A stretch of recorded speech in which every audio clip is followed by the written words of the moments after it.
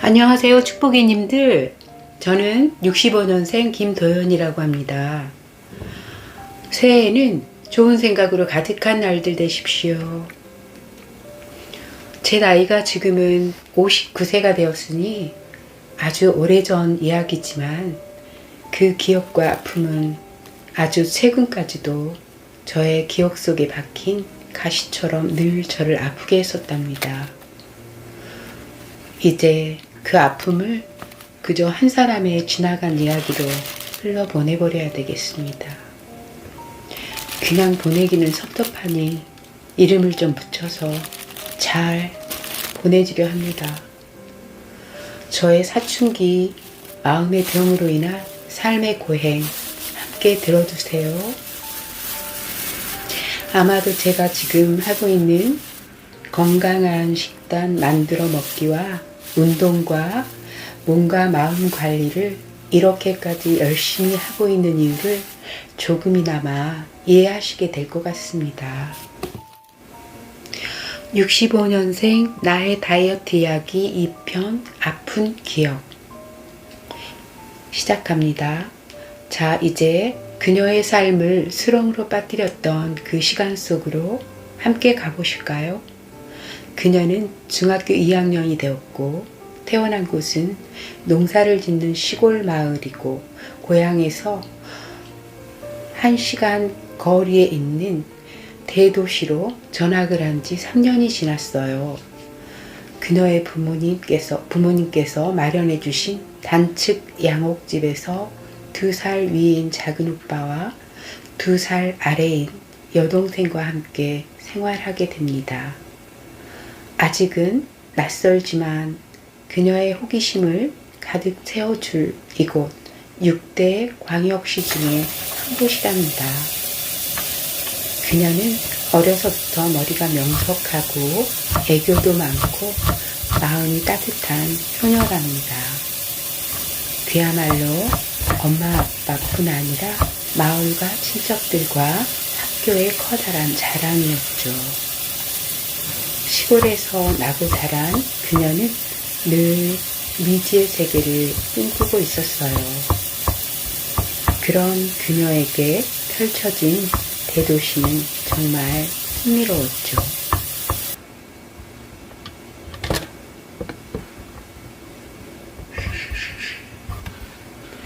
하지만 마음 저변에는 시골에 두고 온 엄마가 아무래도 너무도 안쓰러웠어요. 그녀만 보면 환하게 미소를 짓고 온 동네에 칭찬을 해대는 그녀 바라기였으니까요. 너무나 사랑스럽고 또 가여운 엄마를 생각하다 보면 뜨거운 눈물이 흐른답니다. 그렇게 아픈 마음도 접어놓을 정도로 그녀는 화려한 이 도시를 경험하고 싶었어요. 공부를 열심히 해서 또 엄마의 얼굴에 환한 미소를 보고 싶기도 했었답니다. 세상에서 가장 소중하고 마음이 아픈 그녀의 엄마.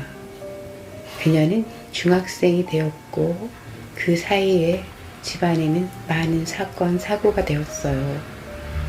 사춘기인 그녀에게는 감당하기 힘든 일들로 여겨졌었고 그런 마음의 무게는 그녀를 일종의 쾌락으로 빠지도록 만들어 버렸는지도 모르겠습니다.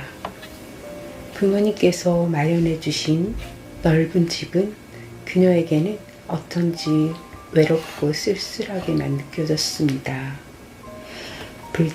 불과 한 달 전만 해도 칠형제들이 모두 모여서 둘째 언니와 셋째 언니가 음식을 장만하고 아직 어렸던 그녀는 언니들의 잔심부름을 하는 것이 즐거웠습니다. 어린 동생들을 위해서 김치도 담궈주는 언니들에게 그깟 심부름쯤은 감사함이었죠. 약국에 가서 개보린이며 생리대를 사다 나르는 등 김치 맛도 보며 행복했어요. 둘째 언니, 셋째 언니는 그녀보다 9살, 8살이나 더 많았어요. 또 그때쯤 5살 위인 그녀의 자랑스럽던 큰오빠는 한 해 재수를 하기는 했지만 서울대학 중에서도 최고로 점수가 높은 과에 1등으로 들어가서 온 집안과 시골 마을은 물론 읍내에까지 경사스러운 일을 만들어 주어서 그런지 집안은 잠깐 동안 잔치집 같았죠. 그녀의 기억 속에서 행복했던 순간입니다. 하지만 그녀를 가장 아프게 했던 건 뇌성마비 증세를 가지고 태어난 10살 위의 제일 큰 언니. 그 언니에게 시달림을 당하고 늘 마음 아파하는 가여운 엄마였어요. 오 하느님, 엄마를 보살펴 주소서. 어찌되었건 아프던 언니는, 몸이 불편한 그 언니는 그녀가 중학교 1학년 무렵에 정상인과 선을 보고 결혼을 하게 되었고, 아픈 큰언니는 결혼을 하자마자 임신을 했어요. 하지만 형부라는 그 남자는 1개월도 살지 못하고 어디론가 종적을 감춰버리게 됩니다. 혼이 다 빠져나가 버린 듯한 그녀의 가여운 엄마를 그녀는 견딜 수가 없었죠. 그때 엄마의 심정이 어땠을지 갑자기 그녀의 가슴이 미어지는 것만 같네요. 약간의 뇌성마비가 있는 큰언니는 망연자실한 채 자신의 뱃속에서 점점 커져가는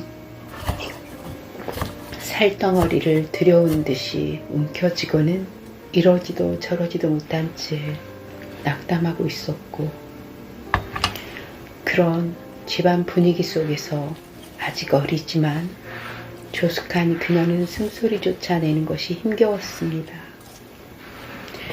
어둡고 묵지근한 그 무엇이 그녀의 가슴 깊은 곳에서 점점 커져갔고 뜨거워져 가는 것이 느껴졌죠.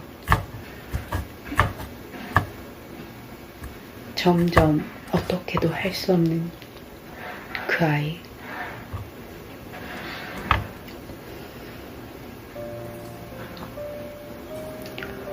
시간이 흐르고 그녀는 중2가 되었어요. 그동안 어디 있었던지 보이지 않던 아픈 큰언니는 산딸이 되자 자취집으로 옮겨 함께 지내면서 출산을 기다리고 있었습니다. 몸이 불편한 큰언니의 배는 남산만해져 있었습니다. 진통을 하기 시작했고 그녀는 가까운 곳에 살고 있는 이모네 집으로 쏜살같이 달렸어요. 언제나 너그럽고 따뜻하신 이모는 득달같이 달려와서 고통스러워하는 언니에게 계란 노른자에 참기름을 타서 먹이고 큰언니는 무사하게 아들을 낳았습니다. 아픈 큰언니는 용감하게 아기를 잘 낳았고 이제 어떻게 살아가야 할지 암담한 얼굴을 하고는 울어대는 아기에게 젖을 물렸습니다. 하지만 큰언니의 젖꼭지는 구시젖, 즉 젖꼭지가 함몰이 되어서 아기가 젖꼭지 빨기가 어려운 상태를 구시젖이라고 합니다. 구시젖이어서 아기는 젖을 물지 못하고 이리저리 입을 헤매었고, 그녀는 이모와 함께 똥과 오물이 묻은 아기를 깨끗하게 씻기고 보다 못해서 큰언니의 젖꼭지를 힘차게 빨아서 아기가 물기 쉽도록 볼록하게 꺼냈습니다. 배가 고파 울어대는데 조카에게 어서 젖을 먹여야겠다는 생각만 있어서 아무 의식 없이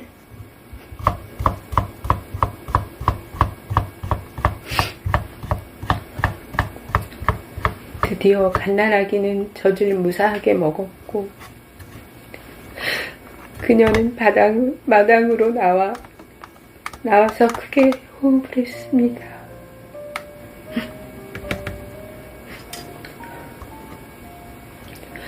후 하고 호흡을 했죠.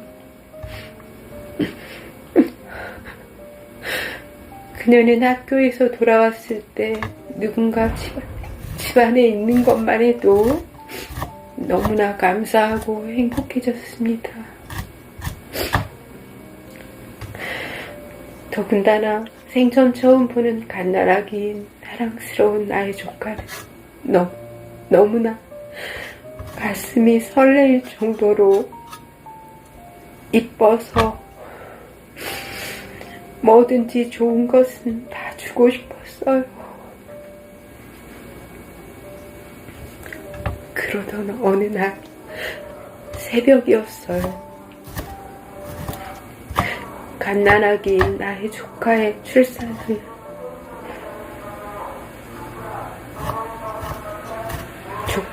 갓난아기인 나의 조카와 출산을 한 큰언니는 몸이 점점 회복이 되었고 커다란 방에서 작은 오빠랑 여동생, 그녀까지 5명이 모두 모여서 잠을 자는데 갑자기 주변이 소란스러웠고 주변은 칠흑같이 어두웠고 추웠습니다.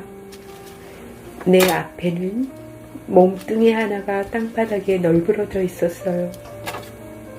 그녀의 눈에는 꼭 시체로 보였습니다. 모습은 분명히 내 여동생인데 몸은 뻣뻣하게 굳어 있었고 눈동자는 뒤집혀서 흰자만 보였어요. 그렇게 대문 바로 앞에서 그녀는 시체와도 다름없는 동생을 지켜야만 했죠.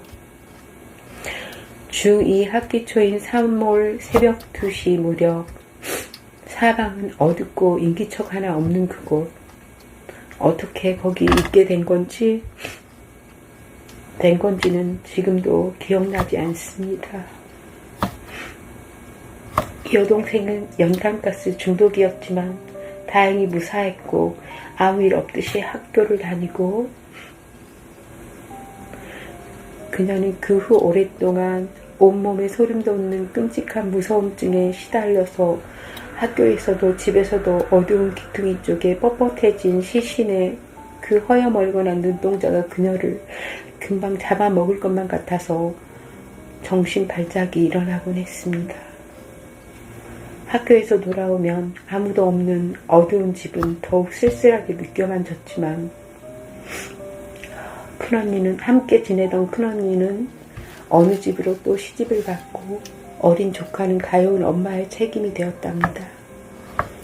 사춘기가 되어서 그런지 자취집에 함께 남겨진 작은 오빠나 여동생이 너무너무 싫고 소통이 되지 않는 느낌이 들었습니다. 그래서 한 집에 살면서도 거의 대화가 없었고 서로의 벽은 점점 더 두꺼워져 갔고 꼴도 보기 싫어졌어요.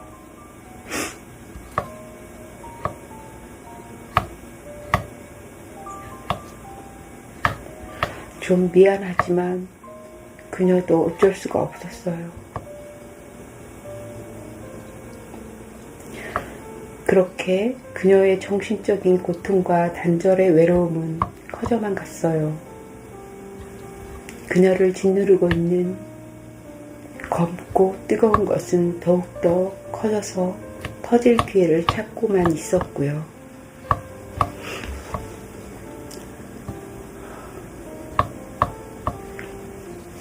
나의 다이어트 이야기 2부 아픈 기억은 여기서 마치도록 하겠습니다.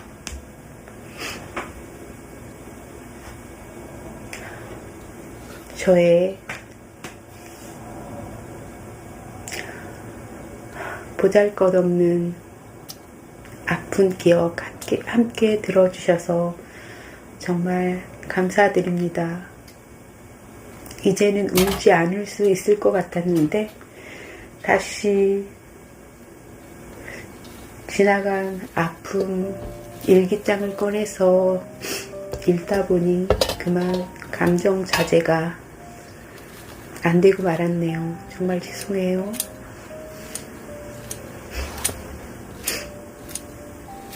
이야기는 여기서 마치도록 하겠습니다.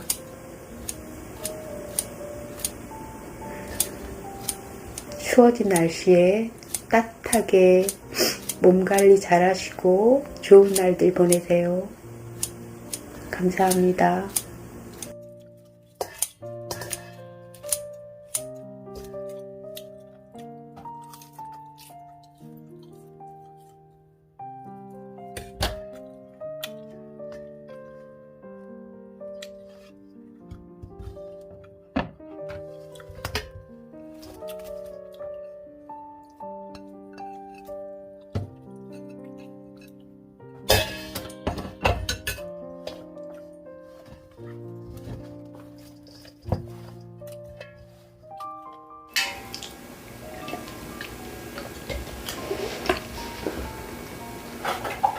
(65년생) 나의 다이어트 이야기 3부 사춘기와 식탐. 시간이 흘러서 중학교를 졸업하게 되었고 긴긴 방학이 시작되었습니다. 방학 동안 정석과 해법을 푸는 재미가 너무나 쏠쏠했어요. 하지만 때가 되면 배가 고파지도록 만들어진 것이 바로 사람의 몸이라는 걸 아직 어린 그녀는 열정과 고집만 대단했지 몸의 원리를 알지는 못했습니다. 그 누구도 말릴 수 없는 그녀의 고집은 그녀의 삶을 어떻게 만들었을까?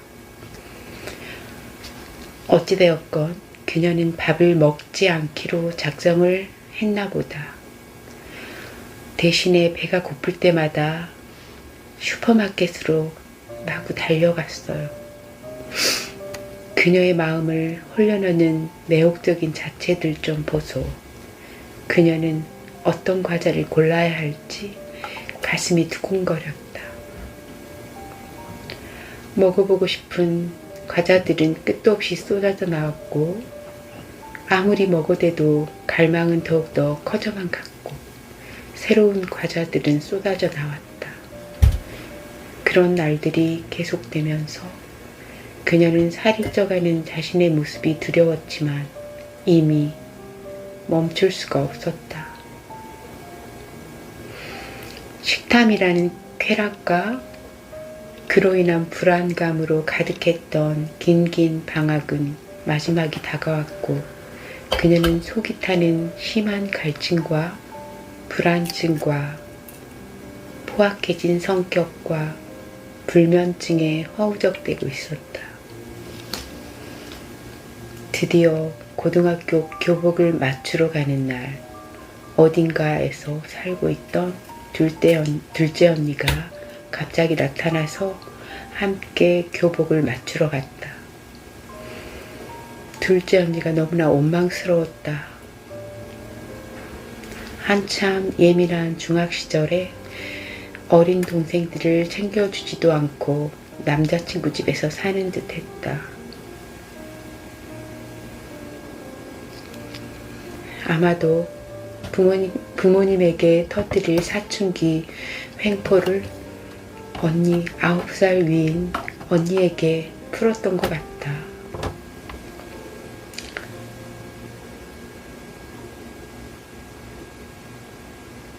아직도 미안함과 미움이 엇갈려서 언니 얼굴을 볼 수가 없다.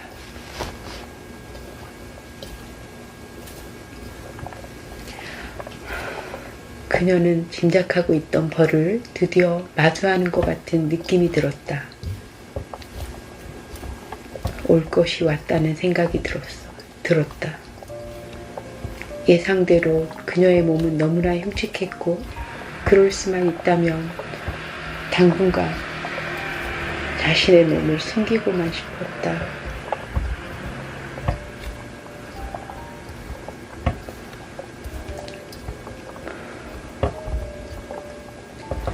65년생 나의 다이어트 이야기 3부 사춘기와 식탐은 여기서 마치도록 하겠습니다.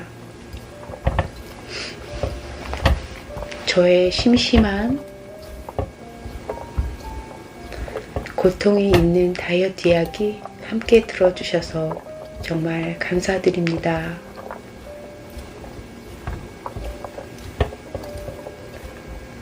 하루하루 좋은 날들 가득하시길 바랍니다.